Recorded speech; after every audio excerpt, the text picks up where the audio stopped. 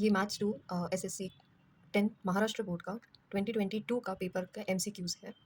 पहला एमसीक्यू है, if triangle ABC similar to triangle DEF and A angle is 48 then what is D.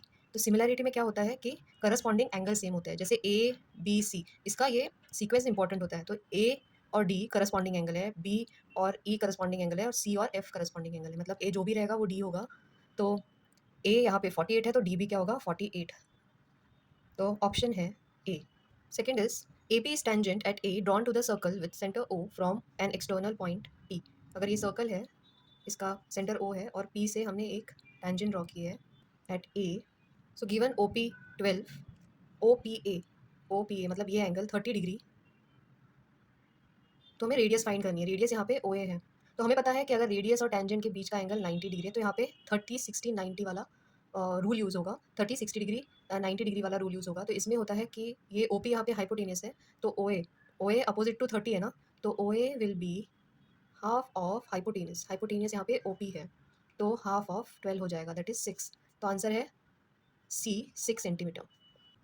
Third है, segment A B is parallel to X axis and coordinate of point A are 1। Suppose ये X axis है और इसको एक parallel segment है ए B. तो A B है 1,3।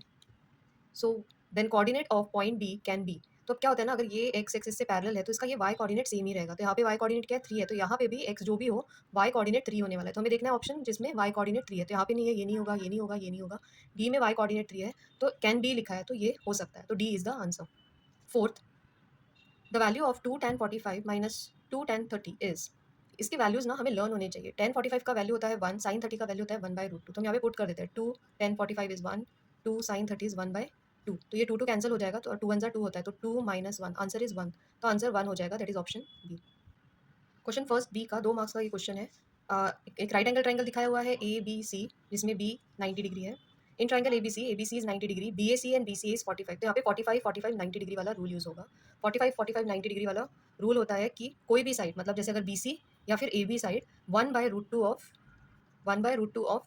Hypotenuse होगा। हाइपोटेनस यहाँ पे ए सी है, तो हमें क्या चाहिए ए बी। तो A B is equal to 1/√2 times of A C. तो ये हो जाएगा 1/√2 टाइम्स ऑफ 9√2।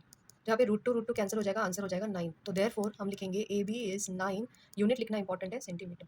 सेकंड क्वेश्चन है 2 मार्क्स का, chord A B and chord C D of circle with centre O are congruent. Congruent chords है, तो congruent cord क्या होता है, सेम एंगल बनाते हैं। उनका जो आर्क होता है वो सेम एंगल बनाते हैं। तो सपोज यहाँ पे है M, measure of arc A B is 120। तो इसका क्या मतलब होगा कि measure of arc C D भी होगा 120, क्योंकि वो कॉन्ग्रुएंट है। रीजन में लिख सकते हैं हम, congruent chords makes equal angle with centre.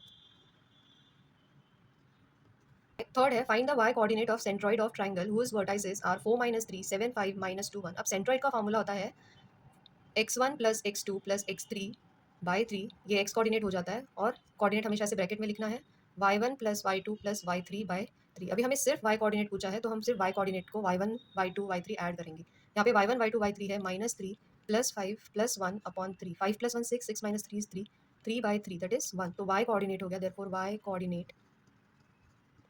y coordinate is 1। Fourth है, if sine theta is equal to cos theta, मतलब साइन का कौन सी वैल्यू ऐसी होती है जो उसी वैल्यू पे कॉस भी सेम होता है, then what will be the measure of angle theta. तो हम क्या करेंगे, पहले साइन को कॉस में कन्वर्ट करेंगे या फिर कॉस को साइन में कन्वर्ट करेंगे।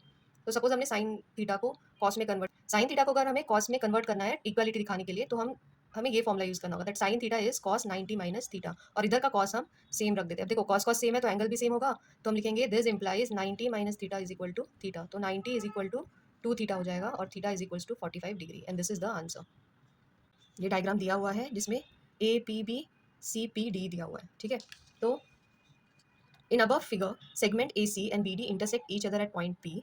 ऐसा दिया है, segment A C and B D intersect. तो जब भी कोई भी लाइन ऐसे क्रॉस करती है तो ये जो एंगल बनाते हैं इसको वर्टिकली अपोजिट एंगल बनाते हैं। ये भी वर्टिकली अपोजिट होता है, ये भी। तो यहाँ पे ये जो बन गया वो वर्टिकली अपोजिट एंगल्स है। और A P by C P दिया है, B P and upon D P A दिया हुआ है। तो प्रूफ करना है triangle A B P similar to triangle C D P. तो देखते हैं, in triangle A P B and C D P, A P upon C P, B P upon D P, ये तो दिया ही है, तो हम यहाँ पे लिखेंगे गिवन। इसका रीजन होगा गिवन। तो therefore angle A P B, अभी मैंने बताया वर्टिकली अपोजिट एंगल्स है, कौन से vertically opposite angle, A P B, हमेशा ऐसे ही लिखना है, ए पी बी है तो इसे करस्पॉन्डिंग ही लिखना है, C P D, A P B का होगा C P D, vertically opposite angle, and therefore C D P. अब देखो सी डी पी, तो यहाँ पे भी ए बी पी लिखना पड़ेगा, ट्राइंगल ए बी पी, ये बहुत ज़रूरी है corresponding angle, C D P लिखा है, सी डी पी तो ए बी पी लिखेंगे। कौन सा टेस्ट है ये, एस ए एस। सेकंड है, ये ए बी सी डी दिया है, बीच में से इसको ड्रॉ किया, ये रेक्टेंगल है, उसमें बीच में से ए सी को ज्वाइन कर दिया, तो ये दोनों राइट एंगल ट्राइंगल हो गया। तो क्वेश्चन है, in the given figure A B C D is rectangle, तो यहाँ पे हम ऐसे लिखेंगे, A B C D is a rectangle, if A B is 5, A C is 13, find the following activity. Triangle A B C is right angle triangle, तो by Pythagoras theorem क्या हो जाएगा, A B square, by Pythagoras theorem A B square plus B C square is equal to A C square. A B 5 था तो 25 हो गया, B C square, ए सी 13 है तो यहाँ पे आ जाएगा 13 स्क्वायर, 13 स्क्वायर कितना होता है 169, 169 लिखना है, तो यहाँ पे क्या होगा 169 माइनस 25, आंसर होता है 144, ये इसके ऊपर, तो यहाँ पे एक ही आंसर लिखना है तो 144 लिखना, एंड बी सी स्क्वायर है, 144 का रूट क्या होता है 12, तो बी सी कितना हो गया 12। ये ट्रिग्नोमेट्री की है, complete the following activity to prove cot theta plus tan theta is equal to cosec theta plus sec theta. कभी भी याद रखना, अगर प्रूव करने का आया तो टैन थीटा कॉट थीटा होता है, तो हमेशा उसको साइन और कॉस में कन्वर्ट करो, तो कॉट थीटा होता है कॉस अपॉन साइन, तो टेन, और टैन थीटा होता है sine theta upon cos theta. अब फ्रैक्शन है, बीच में प्लस साइन है, तो हम ऐसा क्रॉस मल्टीप्लाई करेंगे, cos into cos, cos square theta, बीच में plus sine, sine into sine, sine square theta, और नीचे का मल्टीप्लाई होता है तो sine theta into cos theta. Sine square theta plus cos square theta 1 होता है, तो यहाँ पे हम आइडेंटिटी लिखेंगे, since sin square theta plus cos square theta is equal to 1। यहाँ पे नोट आंसर शीट में ये अच्छे से लिखना है, तो ये क्या बन गया 1 upon sine 1 upon cos, into है ना, तो हम इसको ऐसे सेपरेट कर सकते हैं। देखो 1 अपॉन कॉस इन्होंने सेक लिखा है, तो 1 अपॉन साइन को हम लिख सकते हैं cosec theta, hence LHS is equal to RHS। B part का first question, if triangle A B C is similar to P Q R, कभी भी A B C similar to P Q R रहता है तो corresponding लिखना, ए के साथ आएगा पी, बी के साथ आएगा क्यू, सी के साथ आएगा आर। ए बी और पी क्यू का रेशो है 4:5, मतलब ए बी पी क्यू का रेशो है 4:5, and triangle area of triangle P Q R दिया है 125 centimetre, what is find area of triangle A B C. तो सिमिलैरिटी में क्या होता है, जो एरिया का रेशो होता है, एरिया ऑफ ट्राइंगल, पहले ए बी सी लिखा है ना, तो मैं पहले ए बी सी लिखती हूँ, upon area of triangle P Q are, ये दोनों सिमिलर ट्राइंगल है, उसका एरिया का रेशो हो जाएगा उनके करस्पॉन्डिंग साइड का square, A B square upon P Q square. तो वैल्यूज पुट करते हैं, A B by P Q 4/5 है ना, तो हम इसको ऐसे लिख सकते हैं 4/5 स्क्वायर, और यहाँ पे area of triangle A B C upon यहाँ पे आ जाएगा 125, therefore area of triangle A B C is 4 4 16, 5 5 25, और ये 125 इधर आ जाएगा, 25 5 16, 5 80, तो 80 और यूनिट लिख देना centimetre square. So therefore area, final answer लिखना, therefore area of triangle A B C is 80 centimetre square. ये क्वेश्चन है 2 मार्क्स के लिए, triangle A B C, A B is 9 centimetre, B C is 40 centimetre, A C is 41 centimetre, state whether triangle A B C is a right angle triangle और not, write the reason. तो सबसे पहले क्या करना है, A B का square find करना, A B 9 है तो ए बी स्क्वायर हो जाएगा 81, बी सी स्क्वायर फाइंड करना, बी सी है 40, तो 40 का स्क्वायर होता है 4 4 16 और 2 जीरोस, ए सी 41 स्क्वायर, 41 स्क्वायर होता है 1681। अब देखो यहाँ पे ये दोनों स्मॉलर है, ये ग्रेटर है, तो देखते हैं हम कि स्मॉलर का एडिशन ग्रेटर के एडिशन के इक्वल है या नहीं। तो A B square plus B C square that is 18 plus 1600, तो हमें मिल रहा है 1681 which is a C square.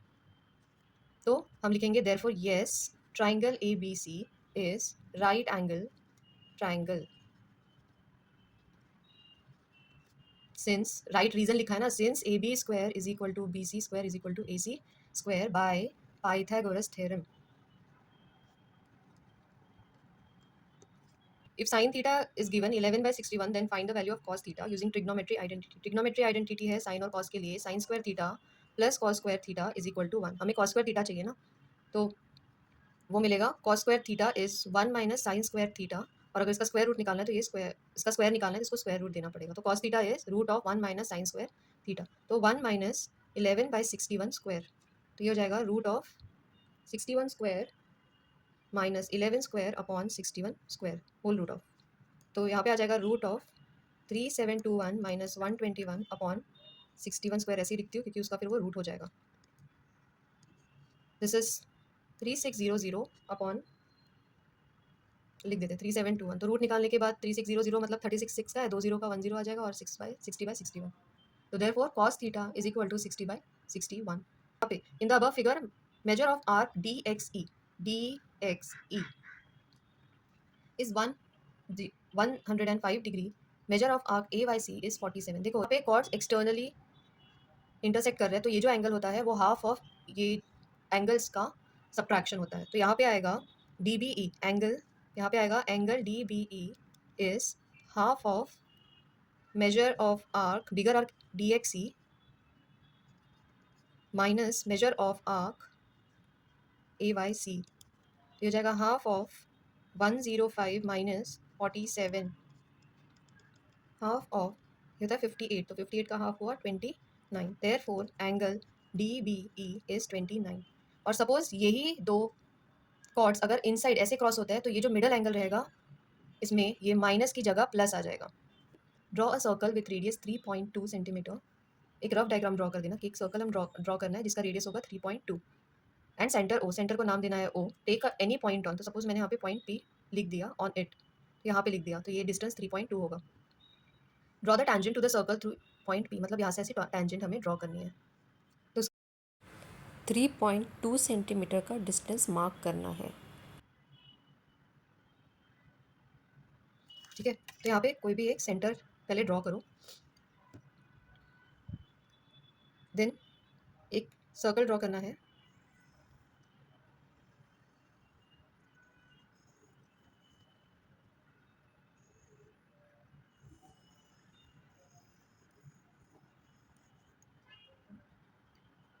यहाँ पे एक पॉइंट ले लीजिए पी, क्या करना, एक स्ट्रेट लाइन ड्रॉ करना। अब यहाँ से हमें टेंजेंट ड्रॉ करनी है, तो कोई भी एक डिस्टेंस ले लो जो रेडियस से कम हो। देन एक यहाँ मार्क बनाना है, एक यहाँ मार्क बनाना है।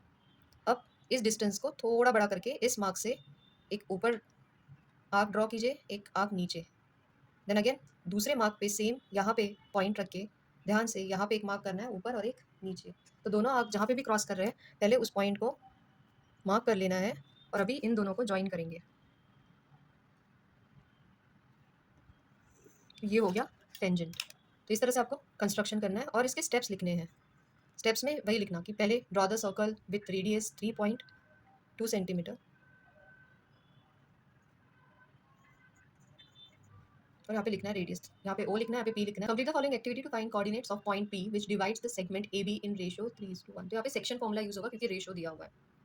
ए दिया है 4-3, पी है ए बी को डिवाइड कर रहा है 3:1 रेशियो में। एक्टिविटी कंप्लीट करनी है by section formula. Section formula होता है mx2 + nx1 और नीचे आता है m+n। अगर आपको नहीं पता तो यहाँ पे देखना है m+n है तो यहाँ पे भी क्या आएगा m+n। अब यहाँ पे mx2 nx1 है, कॉमा दिया ना, ये x का है, तो वैसे ही y का भी होता है। यहाँ पे जगह नहीं, मैं यहाँ पे लिख रही हूँ my2 + ny1। यहाँ पे देखो 3 × 8 1 × 4 किया हुआ है, यहाँ पे भी 3 × 5 यही वैल्यूज पुट किए हैं। तो जस्ट कैलकुलेशन हमें करना है। 4 × 1 = 4 दिया हुआ है तो 8 × 3 = 24, 3 × 5 = 15, 3 × 1 = 3, -3, 3 + 1 4, 3 + 1 4, 24 + 4 is 28, 28/4 is 7, तो x हो गया 7, 15 - 3 is 12, 12/4 is 3, तो y हो गया 3।